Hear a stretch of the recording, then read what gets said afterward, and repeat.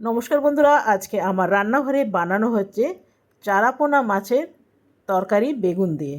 তো এগুলো প্রথমে আমি নুন হলুদ দিয়ে ভালো করে মাখিয়ে নিয়েছি। এরপরে কেটে নেবো একটুখানি বেগুন। প্রথমে আমি তেলটা গরম করতে দিয়ে দিই, তারপরে বেগুন কাটবো।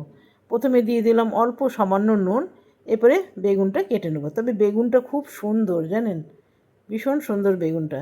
তো বেগুন ভালো দেখলেই কিন্তু ভাজা খাবার লোভটা কিছুতেই সামলাতে পারি না, তাই কেটে নিলাম তিনখানা গোল চাকা চাকা করে বেগুন। বেগুনটা দেখছেন কি সুন্দর। ব্যাস, আর আমি কাটবো না, বাকিটা কেটে নেবো তরকারির জন্যে। তবে আমি এখানে কোনো রকম আলু দেব না। অনেকেই আলু পছন্দ করে, তারা কিন্তু আলু দিতেই পারেন। এটাও আমি এই একইভাবে কেটে নেব।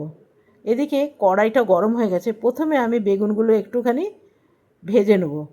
নুন হলুদ মাখিয়ে নিয়েছি, গোল গোল করে ভেজে নেব। তবে গোল গোল করে ভাজলে না খুব তাড়াতাড়ি করে ভাজাটা হয়ে যায়, আর তেলও টানে কম। এটা সেদ্ধ হয়ে গেছে, এরপরে আমি নামিয়ে নিলাম। এই গরম গরম বেগুন ভাজা আর সঙ্গে যদি মুগের ডাল আর ভাতের উপরে যদি থাকে সামান্য ঘি, তাহলে কিন্তু আর অন্য কিছু লাগেই না, বলুন। আর এইরকম যদি মাছ ভাজা হয় তাহলে তার কথাই নেই। তবে আজকে আমি ভাজা করব না, আজকে আমি বেগুন দিয়ে তরকারি করব। তবে কিছুটা ভাজা ভাতে খাবো বলে রেখেই দেবো। এরকম মাছ ভাজা খেতে কার কার পছন্দ হয় বা ভালোবাসেন, আমাকে অবশ্যই কমেন্ট করতে পারেন। তো দেখুন, কিছুগুলো আরও সেকেন্ড ব্যাচ আমি মাছ ভেজে নিলাম, একদম লাল লাল করে ভেজে নিয়েছি। সেম তেলেই রান্না করব, আর আমি তেল দেব না। এইখানে দিয়ে দিলাম 5 ফোড়ন। এরপরে দিয়ে দেবো টমেটো আর আদা বাটা। এখানে আমি কোনো রকম আর মশলা দেব না, টমেটো, আদা আর শুকনো লঙ্কা বাটা আছে। এখানে দিয়ে দিলাম নুনটা আমি আগেই কড়াইয়ের মধ্যে দিয়েছিলাম, সেই জন্য পরে আমি টেস্ট করে দেবো। দিয়ে দিলাম দুটো তেজপাতা আর হলুদ দিয়ে দিয়েছি। খুব ভালো করে ভেজে নেব। তবে বেগুনগুলো আমি ভাজলাম না। আপনাদের যদি মনে হয় বেগুন ভেজে রান্নাটা করবেন তো করতেই পারেন, তবে বেগুন ভাজলে না খুব তাড়াতাড়ি গলে যায়, মানে ঘেঁটে যায়। সেই জন্য আমি বেগুনটা বিশেষত ভাজি না। আর তেলও টানে কম। কম তেলে যদি রান্না করতে চান তাহলে কিন্তু এরকমভাবেই বেগুনটা দিতে হবে। আর যদি ভেজে করেন তাহলে অনেক তেল লাগে। আমি দিয়ে দিলাম জল।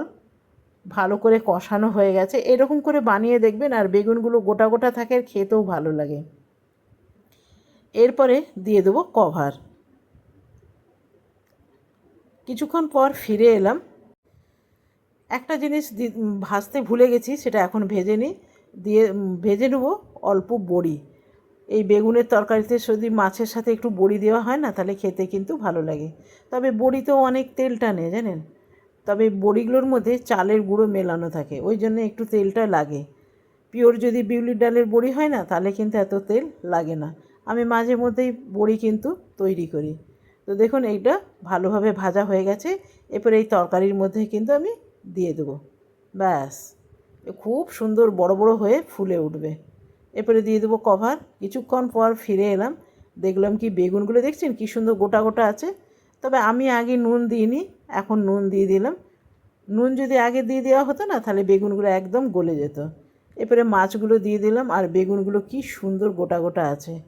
এটা গরম ভাতের সাথে খেতে কিন্তু বেশ ভাল লাগবে। মাছ দিয়ে প্রায় আমি 4-5 মিনিট ফুটে নিয়েছিলাম। অল্প দেবো এখানে কাশ্মীরি লঙ্কা, খুব সামান্য দিলাম, যাতে কালারটা আরও সুন্দর আসে। আগে দিলেও হতো, কিন্তু পরে দিলাম, তাহলে কালারটা আরও সুন্দর থাকবে। তো দেখুন, রান্নাটা কিন্তু আমার একদম রেডি হয়ে গেল। 5 মিনিট আমি মাছ দেওয়ার পর একটু ফুটিয়ে নিয়েছি। এরপরে ঢেলে নেব। তো কেমন লাগলো বন্ধুরা অবশ্যই জানাবেন। শর্টকাট মাছের তরকারি, আলু বেগুন বড়ি দিয়ে, আলু দিলাম না, বেগুন আর বড়ি দিয়ে।